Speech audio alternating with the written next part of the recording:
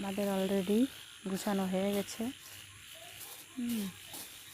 পুরা ধানের মতো করে লেপা রয়েছিল মাটির কাগজ।